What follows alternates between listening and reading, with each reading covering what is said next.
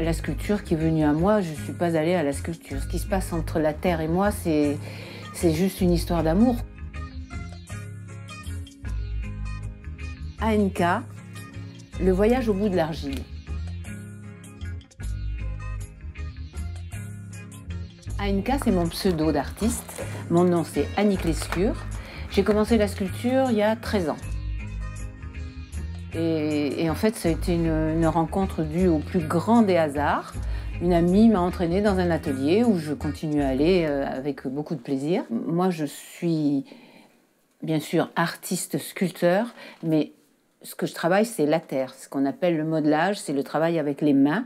Et on part d'un morceau de terre et on part de rien pour créer un volume.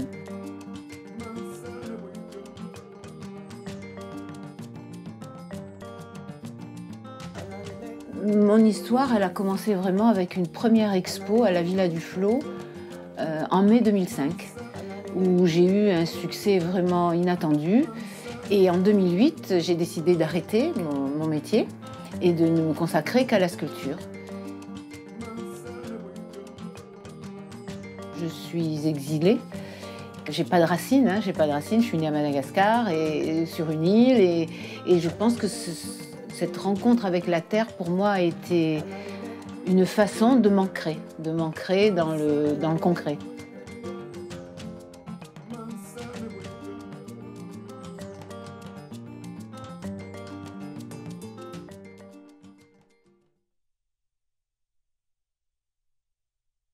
Quand je décide de faire une pièce,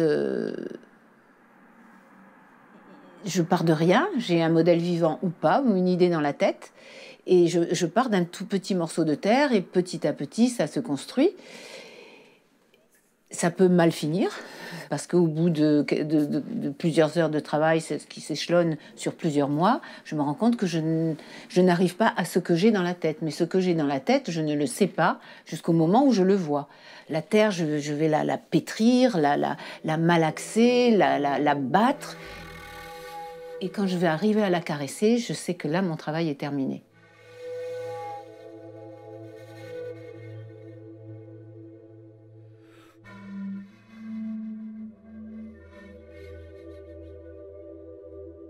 On a besoin de recul, en fait. Et le jour où on se dit « elle est finie », ben, l'œuvre commence à ne plus vous appartenir. Elle va avoir sa propre histoire. Soit rester une terre originale, une pièce unique, soit je décide de faire des tirages multiples en bronze ou en résine. Ça va dépendre de la pièce ou de la demande. Mais c'est un soulagement quand même, c'est comme un accouchement.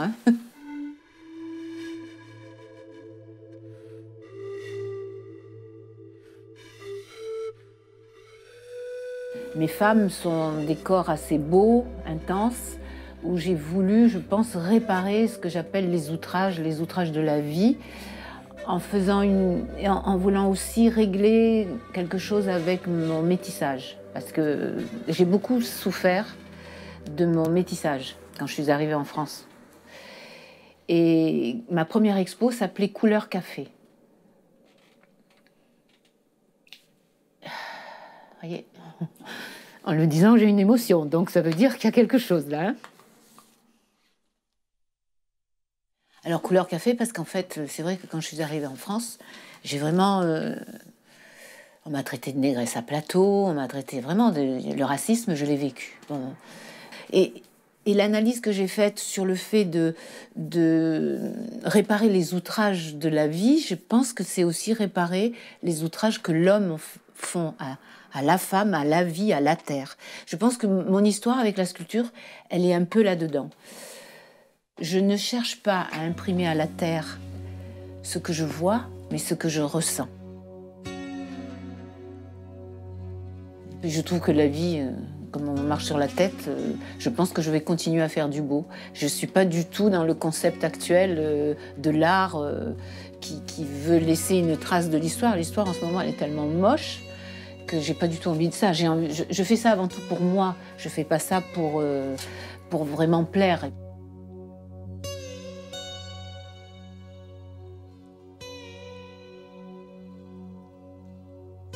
Il faut d'abord être très près de la réalité pour bien la saisir et pouvoir s'en échapper.